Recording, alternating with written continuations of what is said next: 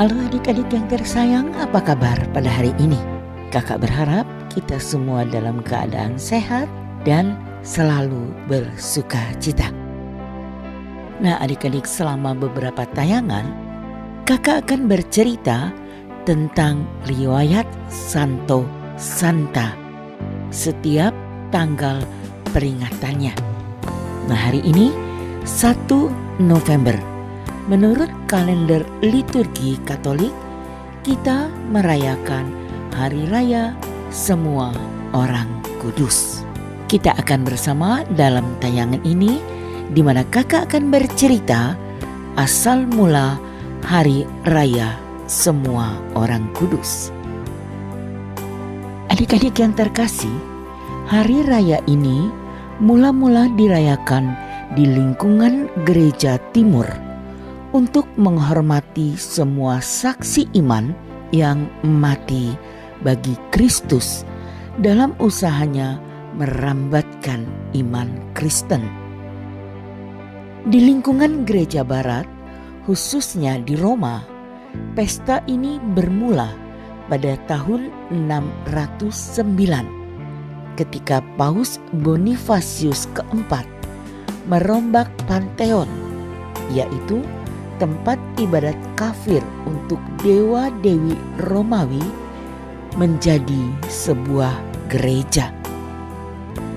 Gereja ini dipersembahkan kepada Santa Maria bersama para rasul. Dahulu di Roma, hari raya ini biasanya dirayakan pada hari Minggu sesudah Pentakosta. Lama-kelamaan, pesta ini menjadi populer untuk menghormati para kudus, baik mereka yang sudah diakui resmi oleh gereja maupun mereka yang belum dan yang tidak diketahui. Adik-adik yang tersayang, pesta hari ini dirayakan untuk menghormati segenap anggota gereja yang oleh jemaat-jemaat perdana disebut persekutuan para kudus, yakni persekutuan semua orang yang telah mempercayakan dirinya kepada Yesus Kristus dan disucikan oleh darah Anak Domba Allah. Secara khusus pada hari raya ini, kita memperingati rombongan besar orang yang berdiri di hadapan tahta Allah karena mereka telah memelihara imannya dengan baik sampai pada akhir pertandingan di dunia ini, sehingga memperoleh ganjaran yang besar di surga. Adik-adik yang tersayang, di antara mereka yang berbahagia ini, itu teristimewa tampil para Santo Santa, Beato Beata sebagai perintis jalan dan penuntun bagi kita.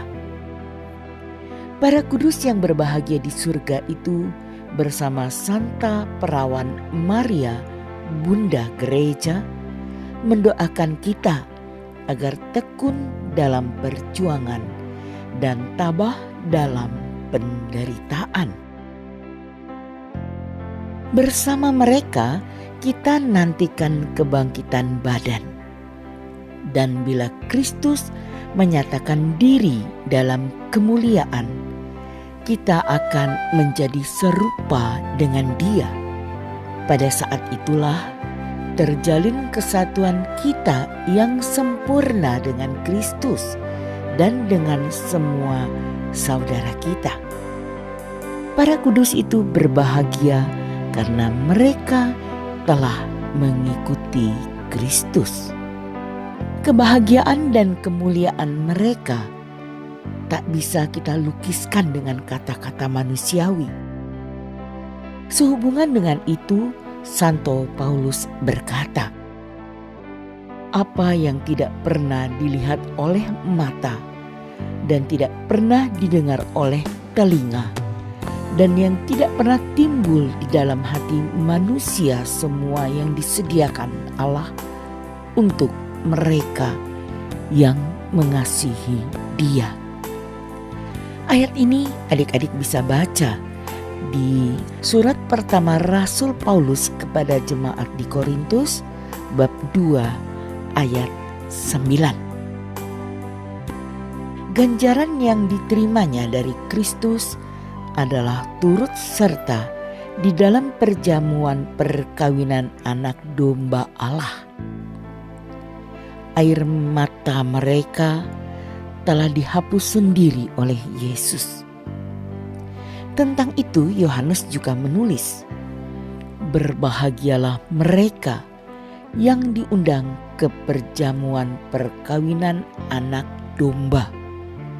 Seperti yang tertulis dalam kitab Wahyu bab 19 ayat 9.